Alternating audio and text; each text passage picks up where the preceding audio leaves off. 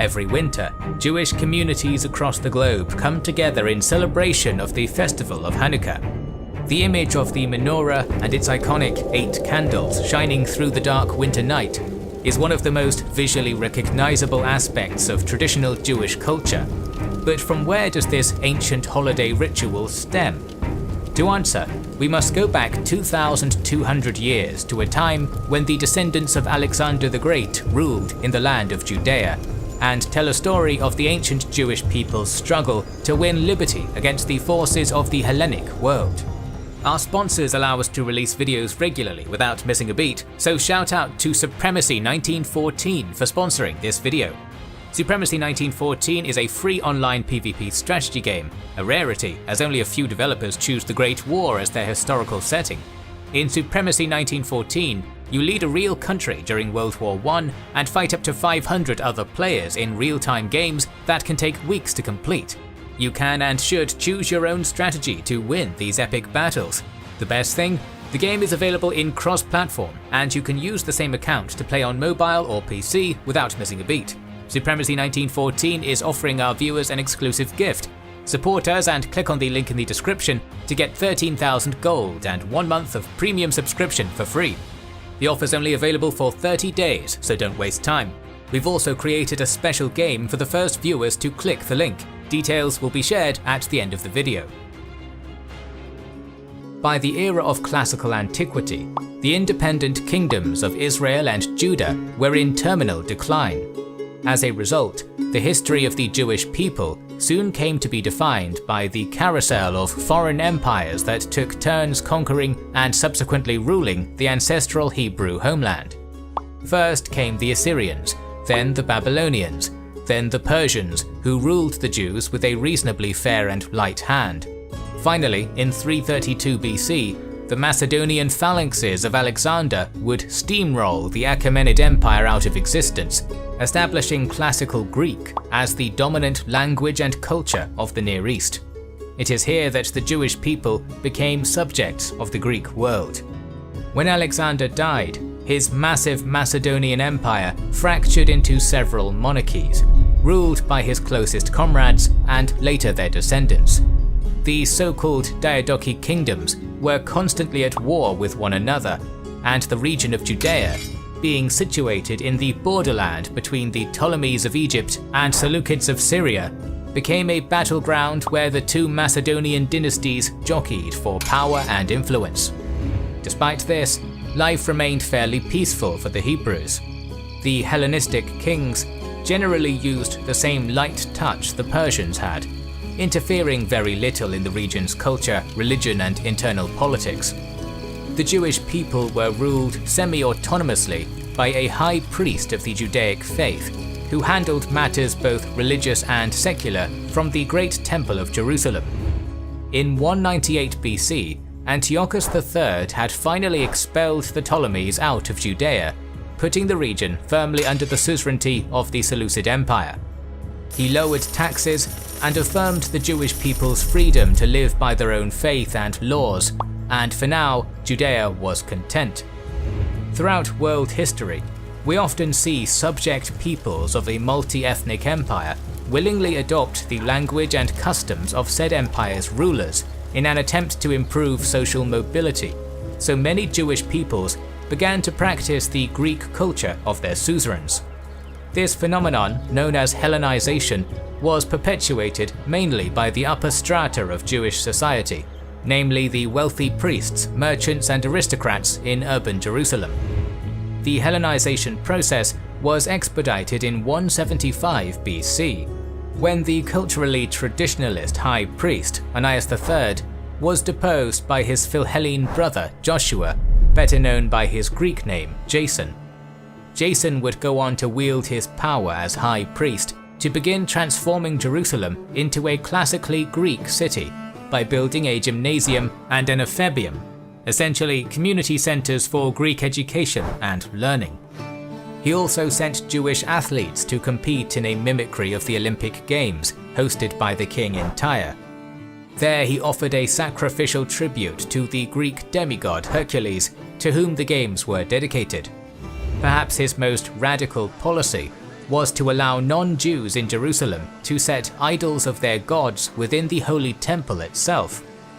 The fact that the high priest was openly tolerating and even promoting the polytheistic gods was deeply disturbing to many Jews who clung to their monotheist faith. This sentiment was especially strong in the poorer, rural communities of Judea, who had clung far closer to Orthodox Judaism. A strained situation was made worse in 175 BC, when one Antiochus IV Epiphanes became the Seleucid Basileus. Various ancient accounts describe him as a proto-Nero or Commodus, that is to say, erratic. His sobriquet, Epiphanes, meant manifested from God, but among his people he was secretly known by a variation of the title, Epimanes, which meant madman. It was him who in the first year of his rule supported Jason's coup against Annius III, hoping a pro-Greek high priest would help Hellenize the Jews. However, only 3 years later, Antiochus decided that Jason wasn't Hellenizing Judea fast enough, so helped replace him with an even more pro-Hellenic priest, Menelaus. With that matter settled, Antiochus then marched with his armies into Egypt, aiming to double the size of his empire by seizing the Ptolemaic heartland. While the king was preoccupied, Jason seized his opportunity and returned to Jerusalem, initiating a counter-coup and expelling the deeply unpopular Menelaus. However, Antiochus's campaign was cut short when the Roman Republic intervened on behalf of the Ptolemies. Unable to match the strength of the legion, the king was forced to retreat to Syria.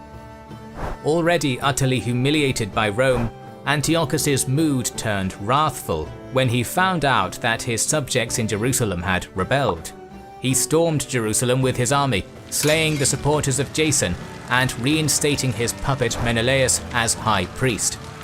He then left Apollonius in charge of subduing the city, who accomplished his job by dismantling the walls of Jerusalem and building a fort named Acra on the nearby hill of Ophel, so everyone could gaze upwards and see the symbol of King Antiochus's power. Rather than leaving good enough alone, Antiochus began to actively exterminate Judaism, forbidding the people of Judea from observing the Sabbath, circumcising their sons, or performing other rituals. He had the Holy Temple in Jerusalem converted into a temple of Zeus, within which he personally spilled the blood of a pig, a deeply sacrilegious ritual to the Judaic faith. The king declared that the Jewish people should begin worshipping the Greek gods. Hellenized Jews accepted these changes, but many others did not, resolving instead to fight. It is here that the Maccabees enter our story. Our story now shifts to the small Judean town of Modin, where a local priest, Mattathias, and his 5 sons lived. They belonged to the relatively minor Hasmonean family and were deeply Orthodox Jews who had remained true to every tenet of their religion, even as their countrymen became increasingly assimilated into Greek culture. Sometime in 167 BC, a Seleucid official arrived in Modin and compelled the townsfolk to offer a sacrifice to the Greek gods. Mattathias refused to make this offering, and another one of the townsfolk, a Hellenized Jew, stepped forth to do so in his place. Flying into a rage, Mattathias drew his knife and murdered his countrymen before he could perform the ritual. The priest then cut down the Seleucid official as well, and destroyed the pagan altar for good measure. Knowing they would be branded outlaws, Mattathias and his 5 sons fled into the nearby hills, followed by many like-minded Orthodox Jews known as the Hasidim. From there, the fight had begun.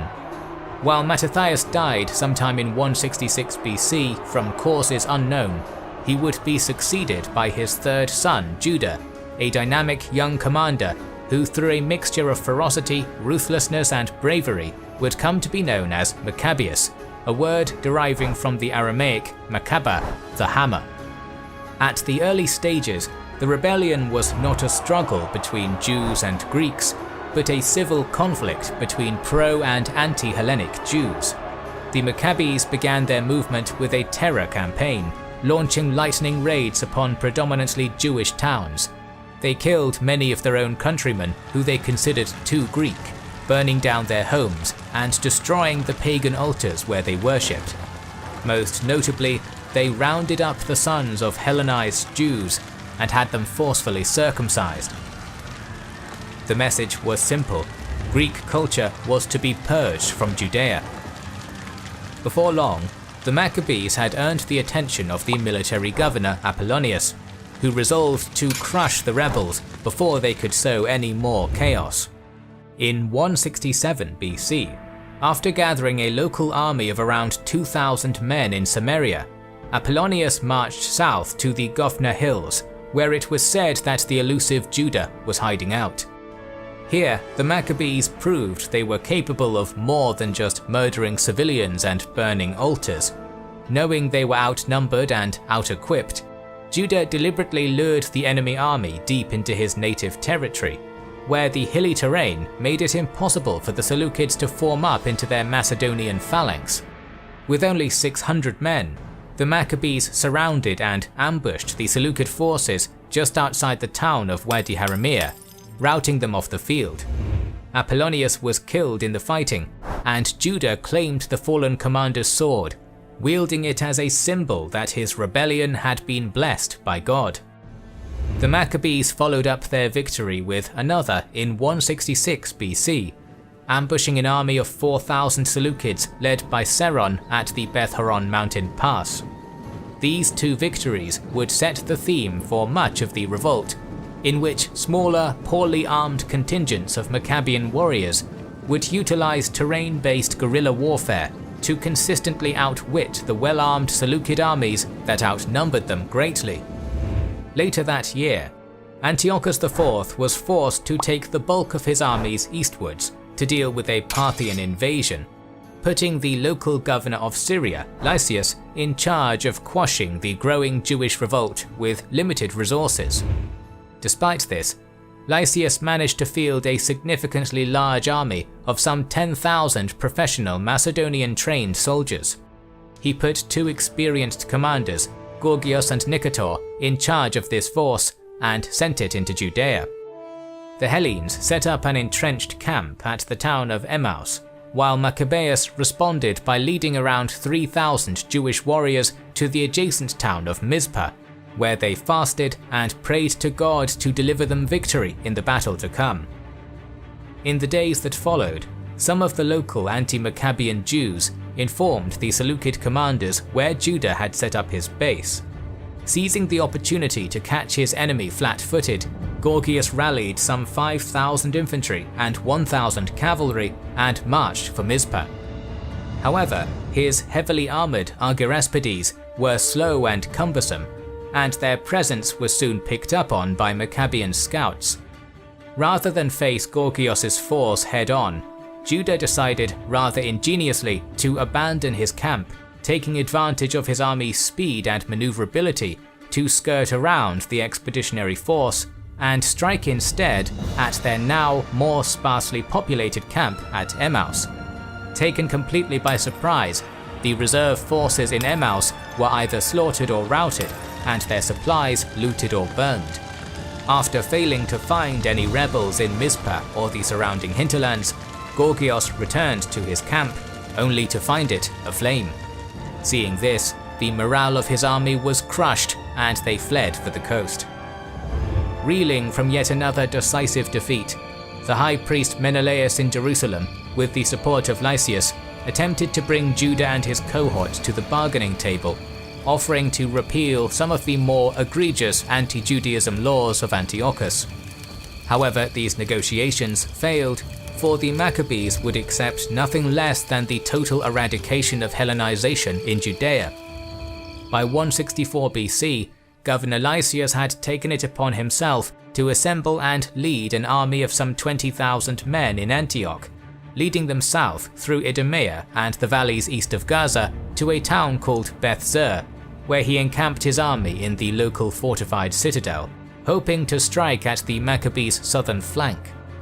By this point, Judah Maccabeus had some 10,000 men under his command, his numbers having swelled as the reputation of his victories grew. Nevertheless, he was still outnumbered and outgunned by Lysias's army, so he stuck to tried and true tested methods to best his foe.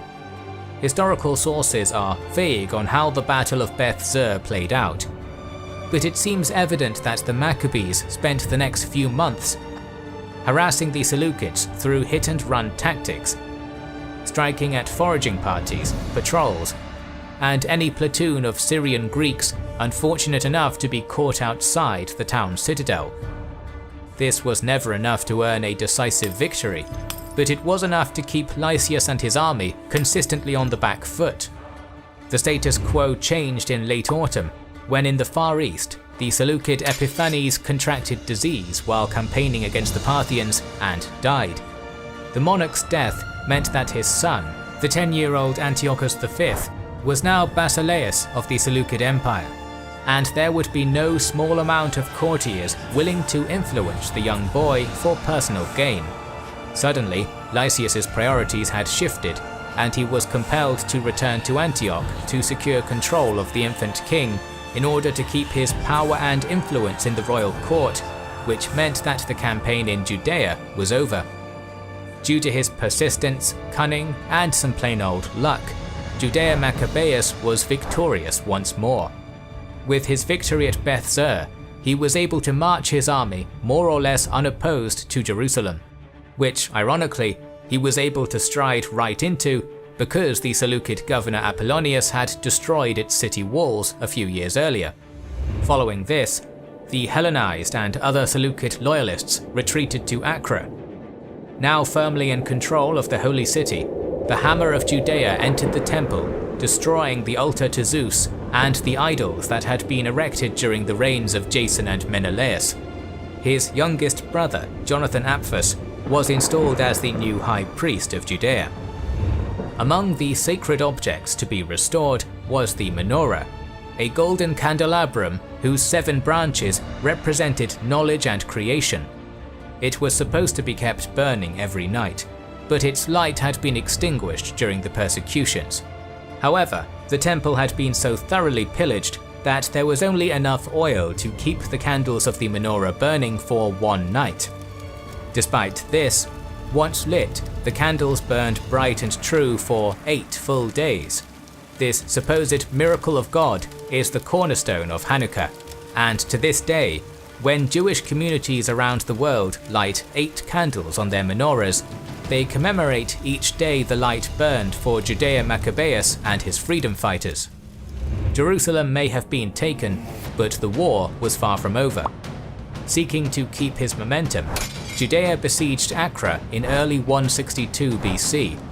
He expected that Lysias, still locking horns with his political rivals in Antioch, would not bother sending a force to relieve the siege. He was wrong, and in a surprise to everyone, Lysias left Antioch with an army of some 50,000 infantry, 500 cavalry, and at least 30 war elephants.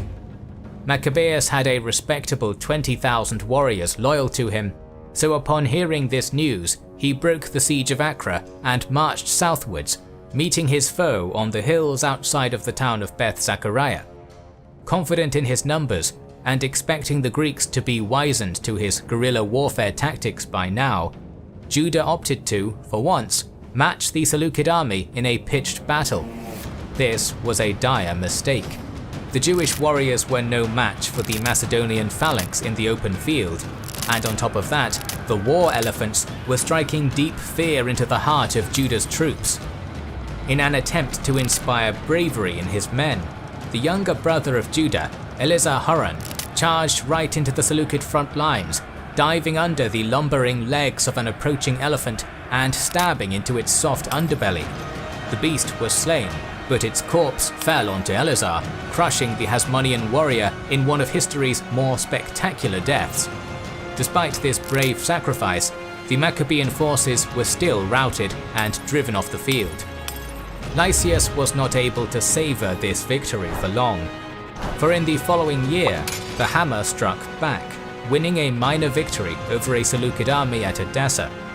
This was not a crushing blow to the Seleucids, but once more Lysias had to return to Antioch to deal with his rivals. He was forced to compromise with the Maccabees, repealing much of Antiochus IV's religious laws to placate his foe, before retreating out of Judea. Taking advantage of this reprieve, Judah sent envoys to Rome. As they had a vested interest in keeping their Seleucid rivals weak, the Romans signed a treaty of mutual defense with the Maccabees in 161 BC, which legitimized Judah Maccabeus as a legitimate ruler of an independent Jewish state. Meanwhile, over in Antioch, the situation was growing volatile. King Demetrius I Soter rose to power following a political coup that saw the murder of boy King Antiochus V and his chief supporter Lysias. King Demetrius turned out to be more aggressive than his predecessors, and ignoring the Roman-Judean treaty, he dispatched one of his top generals, Bacchides, at the head of 22,000 men to retake Judea. Bacchides managed to march right up to the gates of Jerusalem unopposed, catching Judah Maccabeus completely by surprise. He had only 3,000 men with him, and to make matters worse, most of them fled the city upon seeing how direly outnumbered they were. Left with only 1,000 or so men, the Hammer of Israel opted to go out in a blaze of glory, charging out into the field outnumbered 20 to 1. Despite a valiant attempt, Judah and his men were overwhelmed and cut down to a man.